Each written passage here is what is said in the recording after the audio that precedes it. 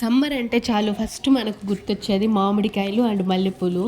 So ఇప్పుడైతే మా పెరట్లో మల్లెపూలు పూసాయి. సో ఎంత బాగా పూసాయి అంటే చెట్టు నిండా మల్లెపూలే ఉన్నాయన్నమాట. సో నేను ఇంకా అది కోయడానికి వచ్చేసాను. సో మా పెరట్లో అయితే 2 రకాల మల్లెపూ మొక్కలైతే ఉన్నాయి. సో అదైతే చాలా బాగా పూసాయన్నమాట ఈసారి. ఒక్కొక్కసారి మేము అన్ని మల్లెపూలు కట్టుకోలేక పక్కన వాళ్ళకి ఇచ్చేసేవాళ్ళం అనమాట. లేకపోతే ఎవరైనా ఇంటికి రిలేటివ్స్ వాళ్ళకైనా ఎవరైనా వస్తే వాళ్ళకి ఇచ్చి పంపించేసామని. సో అలా పూసాయన్నమాట మల్లెపూలు అయితే.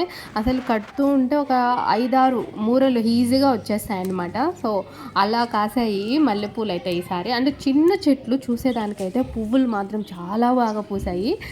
అండ్ ఇప్పుడిప్పుడే కొంచెంగా తగ్గాయన్నమాట. అంతకుముందు 2 డేస్ బ్యాక్ అయితే చాలా అంటే చాలా బాగా పూసాయి. అండ్ గిన్నె నిండుకు చాలా వచ్చాయన్నమాట. మాకు ఇంకా మేము కట్టుకోలేము అనేసి పక్కన వాళ్ళకి అలా ఇచ్చేసేవాళ్ళము.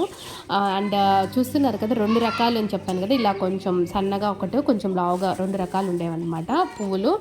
అంటే ఇవి కట్టితే కూడా మాకు ఇప్పుడు నేను కోసినవే నాకైతే 4-5 మూరలు వచ్చాయన్నమాట. అండ్ ఒకటి సన్నగాను లావుగా అనేది విడివిడిగా కట్టాను. సో విడిగిన తర్వాత ఎంత బాగా ఉన్నాయో చూడండి.